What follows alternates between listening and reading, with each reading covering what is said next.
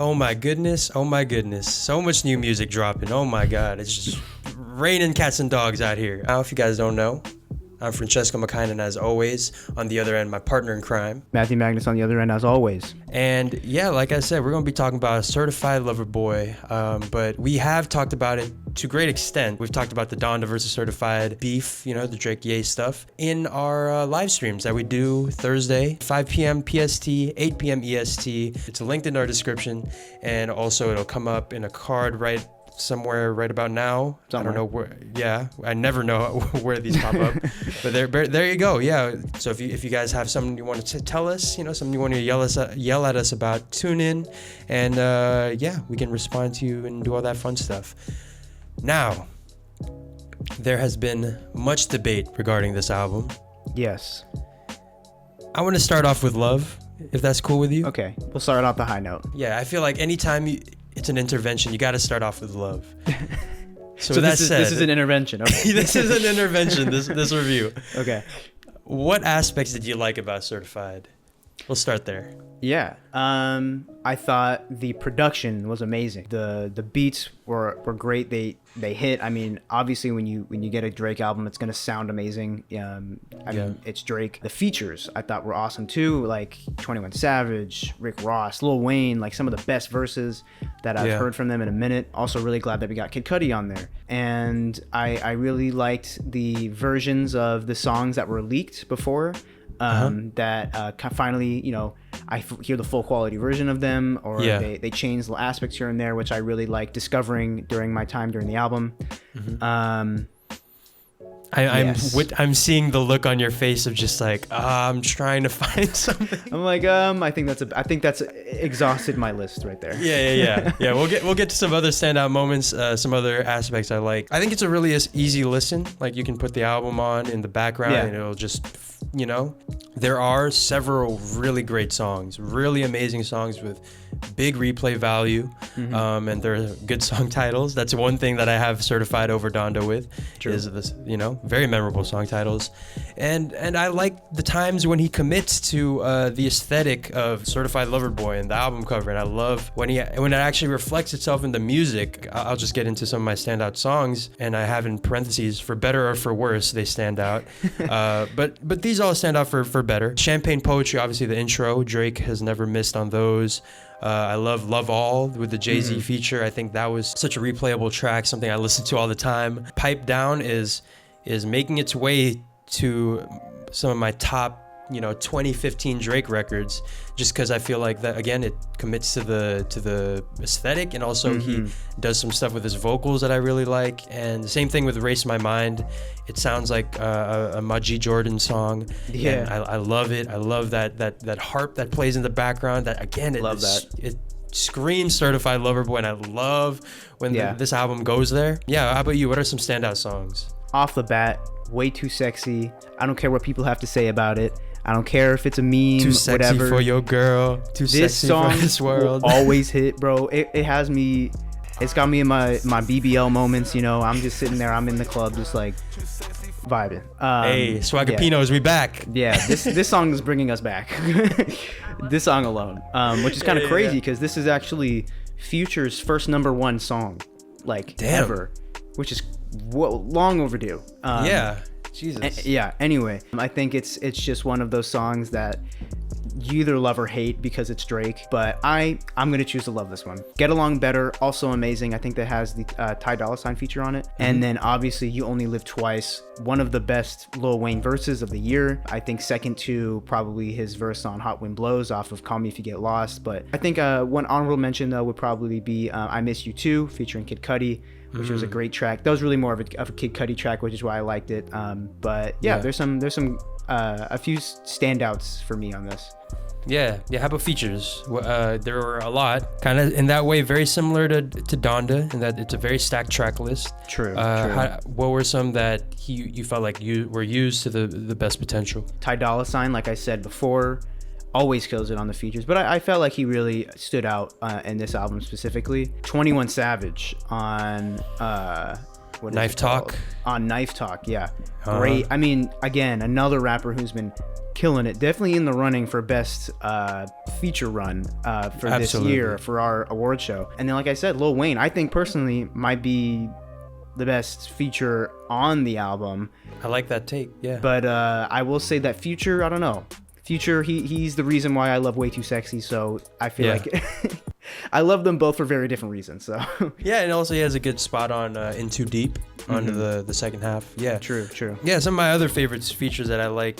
I mentioned before the Jay-Z feature. I think we really needed to see them just go back and forth with the bars, like on Pound Cake, because Talk Up was a bit of a weird left turn. He said he wanted to make a club banger with Jay-Z, and it just didn't work, I think. You got Yebba on Yebba's Heartbreak, who I really enjoyed. I haven't really gotten a chance to listen to her prior to this album. I want to go check her out. And also, one feature that I feel like stood out for not the best reason is Giveon. He stood out to me because of how forgettable he was and how misused he was. He's one of those artists that you want to build the record around him as opposed to having him be a plug and play type thing, because that just ends up feeling like you're not utilizing him to the best of his abilities. That could have been the standout moment, you know. It's the third track in the Bible, I think.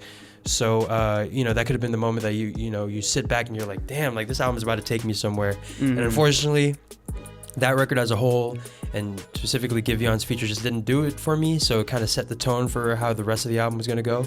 Yeah, I mean, compared to Chicago Freestyle off of Dark Lane demo tapes, which was absolutely built around Giveon, I feel like that's probably where they should have gone for this time around. But yeah, definitely forgettable for me as well. Okay. We got all the positive stuff out the way. We couldn't even get through the positive stuff without critiquing, but let's get to it, man. Oh my God, where do we even start? So, okay. One thing he actually mentioned in the Rap Radar interview with B-Dot and Elliot that I went back to just because I was really interested in see if he mentioned some things here and there that of what would become Certified Lover Boy. And he mentioned that he was taking new songs that he was making and comparing them to his old songs. Like, he'd compare his Marvin Room type records or his Tuscan Leather type records. He'd put them next to each other and be like, okay, is it doing what it needs to do? I think everyone could tell that he was doing this on Certified. And I think it was to its detriment, It hurt the album, whereas Tyler and Kanye, two other high-profile artists who came out with albums this past year, were able to revisit old sounds from previous albums more successfully. I feel was because they added something to it. Yeah, adding the gospel elements to, a lot of the hardcore stuff we see on Yeezus, and Tyler adding more vulnerability, I think, and also that DJ drama aspect really gave that album what it needed to give. To the highest of giving, if that makes any sense. So regardless of if the records were good, if the individual tracks were good to listen to, the album as a whole felt very anticlimactic when, Fountains, his Afrobeat song on this record isn't better than, even Controlla or Passion Fruit. 7 a.m. on Bridal Path isn't close to his best timestamp record. Exactly, yeah. I don't think he went as hard on Champagne Poetry as I really wanted him to on that intro track. Freddie Gibbs and Lupe have both done better versions of that record, which kind of sucks. So on that note, you mentioned on our last stream that you noticed some blatant ripoffs, and I was wondering if you could talk about where those delineations came from, and also just talk about, his overall kind of lack of, reinvention from Drake. To start off, when I say blatant ripoffs, there were two types of. He was ripping off himself and other artists in different instances. Some that really stood out to me are his two tracks. One of them being In Too Deep, and the other one, Fucking Fans, which both sound exactly like trilogy era Weekend tracks. If you strip away the vocals, if you strip away the features on there, just listen to the instrumental. It's that hard industrial, that desolate guitar riffs that I can see coming straight from House of Balloons or even Echoes of Silence. And In Too Deep, which I don't know if it's this one or another track where he kind of even harmonizes and puts a filter over his voice to make it sound like The Weeknd. He did this. Yeah, he did a similar thing on that DJ Khaled track. Whereas he did his Weekday impression, Yeah. But that's just those two tracks that stood out to me, being like, okay, like if you're gonna try and be The Weeknd, I would much rather just listen to The Weeknd. I'm not gonna listen to the Drake pretending to be like the Weeknd over a shitty version of a Weeknd beat, you know. But going into more of how he ripped off himself. When you mentioned he would compare his old songs, to me it was so blatant where he was comparing the two different songs, one being from Certified Lover Boy and one being from another album. If you just listen to the beat and the same tempo and everything. Listen to Girls Want Girls and Time Flies off of Dark Lane demo tapes. They sound exactly the same. Hey, staring at your dress cause it's see-through. Yeah, talking all the shit that you done been through. I'm outside in an AMG, right outside, TT. Listen to the Rick Ross feature on his track You Only Live Twice, and then listen to the Rick Ross feature on Lord Knows from Take Care. Rather you than me, here come that payback. Got them looking for that paper that they can't tax. Mercedes Benz or that bubble double R. Headlights flicking, looking like a falling star. Granted, obviously it's Rick Ross, he's gonna sound the same, but the beat, the tempo, the energy of the tracks are exactly the same. The overall direction of the record. Yes, and I mean, obviously, you can argue, oh, it's Drake. He's obviously gonna sound like Drake at whatever era.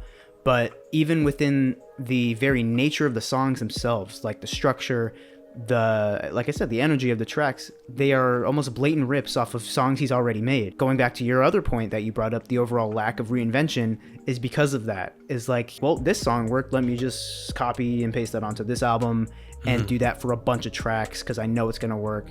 And I know it's gonna get a shit ton of streams. I disagree with that notion of people saying like, oh, Drake sounds like Drake, so it's gonna sound like Drake. Because we hear like nothing was the same. If you're reading This Is Too Late, he was able to reinvent himself in different ways. Even like Views and More Life, like he was able to add that Afrobeat section into his repertoire, and that was like a great kind of addition to not only his tool bag but to music in general. I was not aware of that sound and that that genre really until Drake was able to bring that into the mainstream. I think that it was definitely just a detriment to this album is the fact that he didn't really change anything or innovate anything. It didn't really, and it didn't even feel like it was a culmination of stuff. Yeah, I think that track you mentioned, the Race My Mind with the harp and everything, and how he goes fully into the Certified Lover Boy effect thing. I think that is honestly one of the only tracks on the entire track list where I was like, oh, this is what it is. Like this is what he's certified going for. Yeah. And I'm like, why isn't this expanded upon for 24 tracks? And I'm like, this is Certified Lover Boy. I thought this was him going to be reaching out and making another conceptual album that had a cohesive sound that built upon what he's already doing. And why am I only hearing that on one track throughout this entire playlist of songs? Yeah, my standouts are all just the records where it feels like it's for this album and this aesthetic. And with that said, man, I want to talk about Drake's vocal performance on this album because kind of ever since after If You're Reading This Is Too Late, I kind of feel like he's been going more towards this like too cool for school, like I'm laying back and I'm so cool that I'm recording this like while I'm chilling. Did you notice a general, I'm gonna record the whole review like this, did you notice a general just like a lack of energy from Drake from this album at all? I definitely felt that in like multiple ways. Creatively I felt it was kind of uninspired, but also performance wise, I think there are tracks, especially like the Afrobeat track or some of the other deeper cuts on this album where I'm like, you literally just wouldn't have been on, like if you weren't on there, it wouldn't have made that much of a difference. I think there are like maybe 1 to 2 tracks where he actually does something different with his voice, and it sounds like he's trying to reach a level to match the tempo or something. Like at least he's giving effort, and I can only pinpoint maybe 1 or 2 tracks, but the rest is just like Drake knows what works and he's not gonna do anything different. So that's what it really felt like, is that he got very way too comfortable with this album. Yeah, that's the one word I'd use to describe this album as a whole, is very comfortable. He doesn't really stretch out to do anything other than what we know he can do. And that's great and all that you can make the hits and you can make songs that we, are catchy and get us in our feels and get Instagram captions and all that. But at this point, it kind of feels like a crutch as opposed to it being an exhibition of that. Yeah, so I guess I want to just open this section up to any critiques, any other, things that you want to mention regarding this album. I think I was just very disappointed by the end of this album. I really thought that this was going to be the one, that this was going to be finally Drake reaching out and experimenting and going into a new avenue and, kind of solidifying his spot within the rap game right now. Yeah. But in my opinion, it was honestly the opposite of that. It felt lazy. It felt like regurgitated work that we've been hearing for the past 3-4 years. Yeah. And it definitely didn't help that I listened to, if you're reading this, it's too late right before this album in preparation. Yeah. Because in my opinion, that's like my favorite Drake album because it's the most different than anything he's done. Whereas this is the most similar to everything he's done. So it was just way out of left field, and I was just really disappointed. And I think that's kind of a major sentiment that a lot of people have been thinking, and even Drake fans themselves, But yeah, that's kind of the main overarching cloud that blocks me from liking this album. I will say, as a Drake fan, I was very excited for this album because I was like, okay, certified lover boy, and I've been seeing all the ways that he's been rolling this album out. I'm like, okay, he seems to be kind of playing up the perception of him being this like playboy bachelor type thing, this fuck boy. And then I was like, okay, all this is leading me, and some of the leaks I heard, I was like, this is Drake's potentially like his neo soul rap R&B hybrid album. This is where he becomes the most refined version of Drake, the version that understands what he brings and just gives the most potent version of it. And I think that's where it came up short. And obviously there's going to be songs on here that show up in my playlists. As an album as a whole, it just didn't add anything to Drake that we don't already know, which kind of sucks when you've been doing that for the last couple projects. Exactly. So I want to get into some legacy talk here, just because I think this album, prior to this album coming out, we were like, this is a very make or break moment for Drake, because he's kind of been on a slump of, obviously, you may like the albums, but I think that some of them were very underwhelming releases. I'm dating back to, I know you like Views, but I think that overall it was just kind of a underwhelming release, and it's aged however you think it ages. I can tolerate Views. I don't say if I can. I love the project, but I like the vibe. So that's kind of the only thing. The other few projects like Scorpion, More Life, I didn't understand that there was no vibe really. So I was like, Views was the last time he had a concept to an album, and he actually tried to commit to it. So what I want to ask is, how does this album, Certified Lover Boy, affect Drake's image and legacy as a musician, if at all?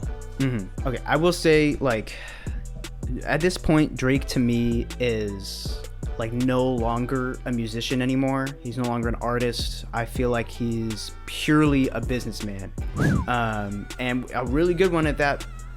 He knows what works. He knows what will make money. He knows how to please his label. He knows what will stream, which is a great skill to have. But that is only 50% of the way when it comes to making music. That's the selling of music. You have to make the music that I like, or that we like, that feels different, that feels reinventive, and as someone who is creative, furthers your creative abilities. I feel like he is making music purely for the financial gain at this point. He's not furthering his own creative abilities, like I said, or he's not furthering the rap industry at all. I'm not saying that with every rap project it has to further the movement or redefine the culture at all.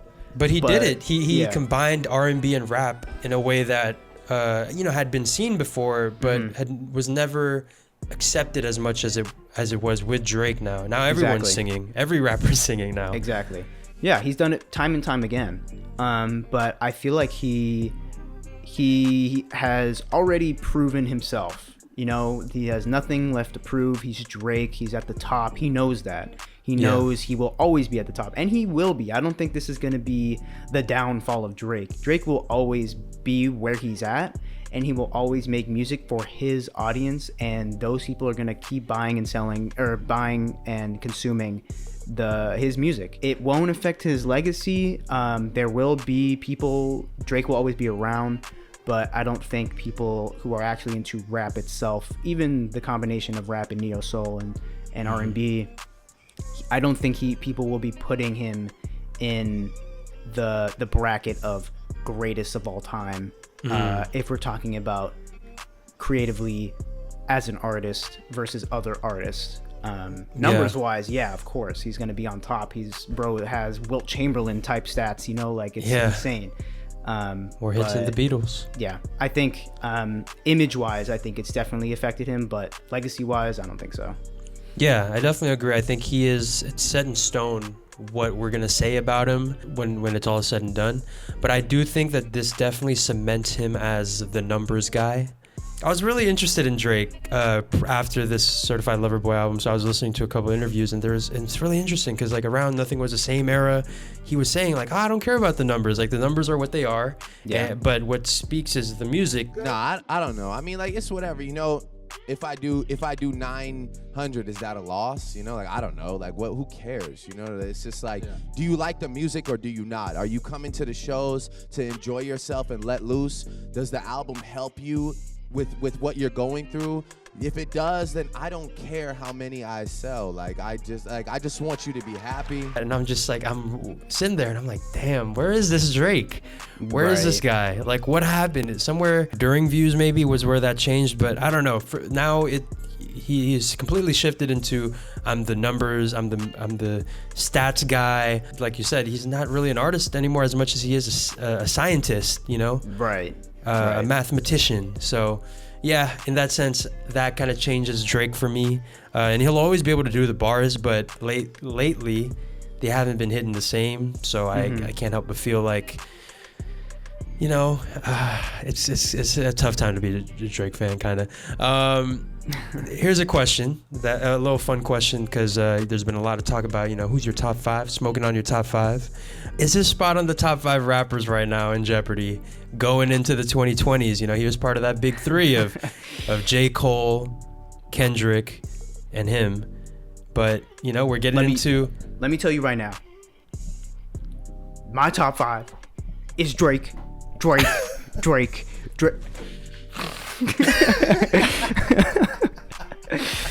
I don't know who's smoking on your top 5. Right, and the album wasn't even the academics clip. Yeah. Here. What top 5 you smoking on, Kendrick? Cause my top 5 is Drake. If we broke it off, then it wasn't painless. Yeah, it's already played at this point. Yeah. So yeah, that's crazy. Yeah, you can't do that as their number one propaganda guy, and then fall asleep listening to their album. His number one dick rider. Yeah. Come on. I mean, top 5, like objective top 5 and my personal top 5 are 2 very different things. But objectively, yeah, like Drake will be in the top 5 of all time. I'm not saying greatest, but of all time, he will be up there when it comes to most units sold, biggest opening weekend, biggest pop, biggest star within the rap community. Yeah, Drake will always be up there. He has cemented his spot. He's carved in his name for years now. And because of the numbers, I mean, Drake is one of the most commercially successful rappers of all time, and for good reason. I feel like he definitely built the framework and did the hard the grind to get where he is today, as any big rapper right now. But will he remain in the top 5 rappers? I don't think so. I think that there were several other artists, 2 actual rap fans who are in the conversation all the time, will put several other artists over Drake before they even mention the top 5. Mainly because it feels like Drake has yet to evolve. Whereas, obviously we have to make the comparison with Kanye. Kanye is always feeling like he has to prove himself. He always is under scrutiny. He's always under the eye of the media. Not saying Drake isn't, but, people clown on Drake. It's not like, but when people criticize Kanye, it's his whole identity, it's his political preference, it's his mentality alone. So he feels like he's always fighting an uphill battle, and because of that, he creates music that will outlast himself. Whereas Drake always makes music in the now. It's like people will always love Drake. Drake will always have his his audience, but they never ever demand more of him. You know, obviously someone like you and me who have grown up with Drake and love getting new aspects and new projects from artists that change the way you look at them. That's just us, because we love music and you know, we love comparing, you know, the evolution of an artist. But to more casual rap listeners, rap, you know, enjoyers, I guess, Drake doesn't need to change. And so I don't think he will ever change unless something drastic happens or something. But I think that is why, in my opinion, he will be not within the greatest of all time top 5 list, but, you know, successful of all time top 5 list. Yeah, he might even be number 1 on Honestly. that most successful. Yeah. Yeah. I like what you said about him. Like, if you compare the 2 albums, again, sorry, you can skip like 30 seconds in advance if you'd like. But if we're comparing Donda and Certified Lover Boy, even just like regarding the beef, right? Kanye has been kind of the headline. He leaked his address and, you know, did all that fun stuff with Drake. But when you look at the albums itself, which will stand the test of time, which will be looked at for the most part, you know, the rollout is only as good as the album, the music. Ye really, he sneaked this to him a couple times, but it wasn't the purpose of the song or, you know, the album or whatever. Whereas Drake, there's so many songs where it's like, oh, you know, trust issues, man. You can never see who's gonna stab you in your back. Gotta cut all the grass. No friends in the industry, you know. Yeah. With, again, as you have like the most stacked track list of all time. When you have half the industry on your album. Yeah. And so when we look back at it in 10 years, 20 years, we're gonna look at Donda as, wow, this piece of art that was, you know, really interesting. It's a good listen. And Drake is gonna be all about the Ye beef and all about his trust issues and all us trying to feel sorry for him. So yeah. Right. And in regards to the whole top 5 thing, I will say this. You know, we got Kendrick, we got Ye, we got Cole. Tyler is up there. I think I have Tyler ahead of him right now in terms of how much he's pushing, and he has the commercial success to back him up. And also, I think Freddie Gibbs is going to be there in that conversation as well. You know, obviously the quality has been there forever now, but I think now we're starting to see the commercial success, and Freddie Gibbs was able to even dunk on Drake on Champagne Poetry. So, I mean, you know, last thing before we get into the rating, before we get to our final score, we always want to ask this question whenever we get a new album is, all right, what's next? But do you have any idea on what you want or maybe need to see from him in, you know, these next couple projects, or specifically in the next project coming up? Yeah, I think it's time for Drake to just kind of grow up a little bit. I think talk about something else, just experience something, maybe take a retreat to some country and live amongst not stupidly rich people for maybe a year and gain some perspective in life or something, because I'm personally tired of the same Drake narrative of, here's the girls that I fuck, here's the jet that I own, here's why you should feel bad for me. I don't have friends. You know, I'm kind of tired of that recycled narrative that seemed to be reflective of the past 3 projects now. I just think that Drake needs to take a step back, and somebody needs to kind of like let him know, like, yo, it's time to shake things up a little bit. I think that's us right now. Drake, shake it up. Do something different, please. Maybe I said here, maybe spend some more time with your son for a little bit. Maybe he'll let you in on some new perspective in life or something like that. Yeah, that's kind of all I want to see is some growth, some actual progress, experimentation, going out on a limb, because he can afford to do it, bro. Like, you will have people who listen. You can afford to make shit that's different. It's just, I feel like he doesn't want to. So yeah, people will stream your music regardless of if they're coming to hate it or coming to love it. And you know, and this is good music in the sense that you can hear it, you can listen to it without wanting to break your ear off and rip it out. But it's just not good in that you get what we're trying to say, Drake. If you're out there, I think it's time for the rating. I was gonna say, I from what I want from him in the future, and we'll get to the rating in a second. Okay. I think it's time we break that emergency glass, and I think it's time that we have that come to Jesus. I retreat into isolation, and I found myself, you know, naked and afraid, Bear Grylls shit, you know, and you know, maybe he goes back to his roots. He lives in an apartment in Toronto. I don't know. Like, let's do something that gives you some sort of Humble yourself. Humble yeah, yourself. humble yourself, and we can make it a whole narrative for the next album rollout. Yeah. We could do that, but just give us something other than I'm rich. And one thing that I will say, the last thing I will say about this album before we rate it, I would just like him to put out the same album he would release if streaming never existed. Mm-hmm. You know, I feel like there's a lot of games on this album. There's a lot of tricks, like Way Too Sexy is good, but it's a good party song. It's all that. But I don't want to have to keep explaining to people like, oh, you don't get it. It's because it's like people are gonna hate it, and it's a meme ironic. song. It's ironic. Yeah, guys. It's a metaphor. Exactly. Yeah. Like Yeah. I want an album that is less business and more just a pure art. You know, you did that before on Nothing Was the Same, and if you're reading this, so you know. But yeah, let's go ahead and get into our final scores, man. All right. Shall I go, or do you want to go? You go. You know what? I'll go because I feel like your score is a little more interesting to the audience. I'm gonna. Okay. I like the album. I'm going to give it a 6. I think that it is a very easy listen, and I think that's part of what gives it that 6. And there are some records that I will keep going back to throughout the year. But you know, everything that we said before, you don't need to hear us say it again. But yeah, there you go. 6 for me. How about you? I'm thinking, and I'm not trying to like be, hop on the Drake hate bandwagon, but I genuinely believe this is a very strong 2 for me. A strong 2. Strong 2 out of 10. Yeah. To clarify. Not out of 5 or 6. Yeah, I did not just give this album a 6 out of 5. let's get that clear right now. 6 out of 6, whatever.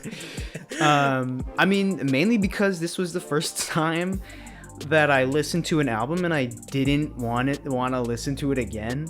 I was like, I mean, I saved, some of the songs that I liked, which were maybe a handful, but I was like, there's so many other amazing albums that have come out this year that I there's no reason for me to listen to Drake copying himself for an hour and a half.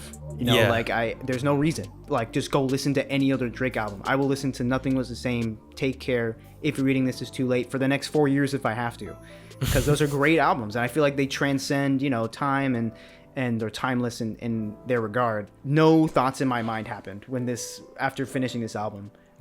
This album is actually shorter than Donda, but it felt 10 times longer.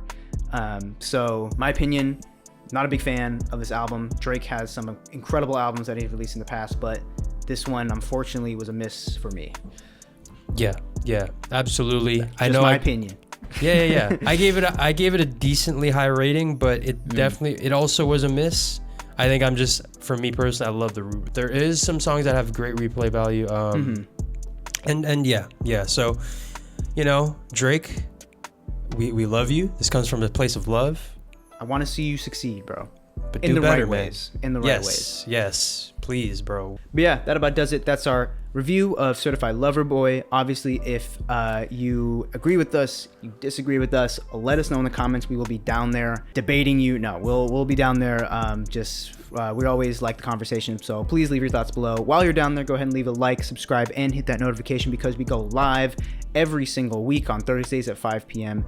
PST, 8 p.m. EST. If you want to go into more in-depth topics, if you want to expand upon anything we talk about in these recorded videos, go ahead and go over to our live show. We talk about anything and everything over there. We have a nice little community that we've built out over this past year, so shout out if you're part of it. But yeah, if you guys want to see our review of Donda, because of course if we have CLB talk, we have to have Donda talk, go ahead and hit the card that'll pop up here or the link in the description below. But yeah, appreciate you guys. See you on the live stream, and we'll see you when we see you. Peace.